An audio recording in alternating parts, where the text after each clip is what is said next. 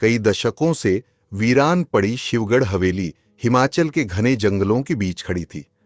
कहा जाता था कि यहां कोई भी रात भर नहीं ठहर सकता, लेकिन सानवी मेहरा, जो दिल्ली की एक प्रसिद्ध आर्टिस्ट थी, इन अफवाहों पर यकीन नहीं करती थी।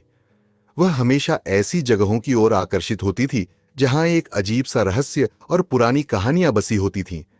वह एक नए जीवन की तलाश में यहां आई थी, लेकिन उसे क्या पता था कि यह जगह उसकी जिंदगी को हमेशा के लिए बदलने वाली थी।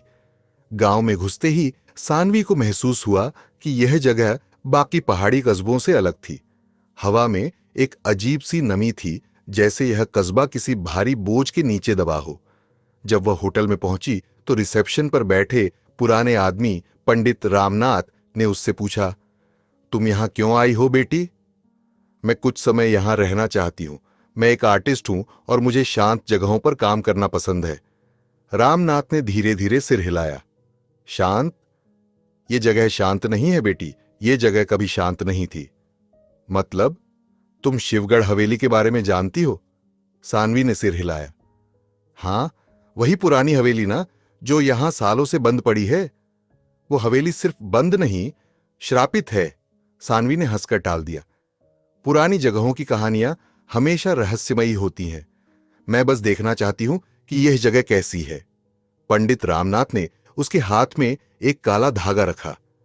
अगर वहां जाओ तो यह धागा अपने हाथ में बांध लेना, यह तुम्हारी रक्षा करेगा। सानवी को यह सब अंधविश्वास लगा, लेकिन फिर भी उसने वह धागा रख लिया।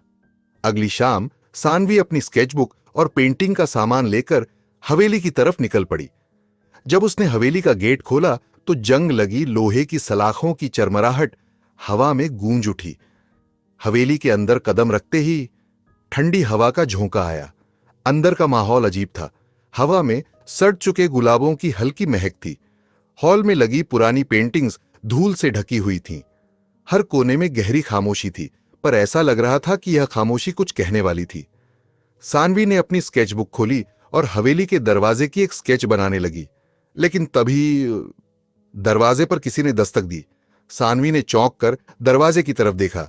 इतनी वीरान हवेली में कौन आ सकता था? धीरे से उसने दरवाजा खोला। सामने एक अजनबी खड़ा था। लंबा, गहरे भूरे रंग की आंखें, चेहरे पर एक अनकहा दर्द और एक पुरानी ग्रे शॉल लपेटे हुए। यहां से चली जाओ। उसकी आवाज गहरी और ठंडी थी। सानवी का दिल जोर से धड़का। कौन हो तुम? अजनबी ने उसकी आंखों में सीधे देखा। मेरा नाम अथर्व है। और तुम यहां क्या कर रहे हो? अथर्व कुछ पल शांत रहा, फिर बोला, क्योंकि यह हवेली तुम्हें स्वीकार नहीं करेगी। सानवी को अब यह सब और भी दिलचस्प लगने लगा था। क्या तुम मुझे डराने की कोशिश कर रहे हो? उसने मुस्कुराते हुए पूछा।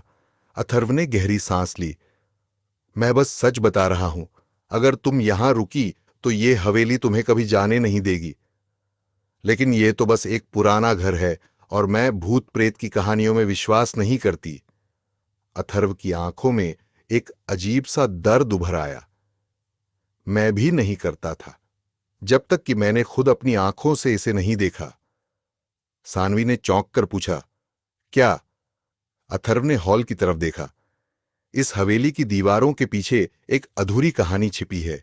अगर तुम यहां रुकी तो वह कहानी तुम्हें भी अपनी गिरफ्त में ले लेगी। सानवी ने उसकी आंखों में झांकते हुए कहा, मैं डरने वाली नहीं हूं, मुझे यह कहानी जाननी है। अथर्व ने धीमे से सिर हिलाया और कहा, तुम्हें क्या लगता है यह पहली बार है जब तुम यहां आई हो? सानवी को उसकी बात अजीब लगी। मतलब? अथर्व की आंखों में गहराई थी।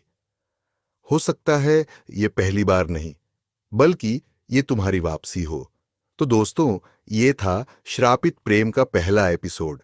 आगे क्या होगा जानने के लिए बने रहें हमारे साथ और सुनते रहिए ये रहस्यमयी प्रेम कथा।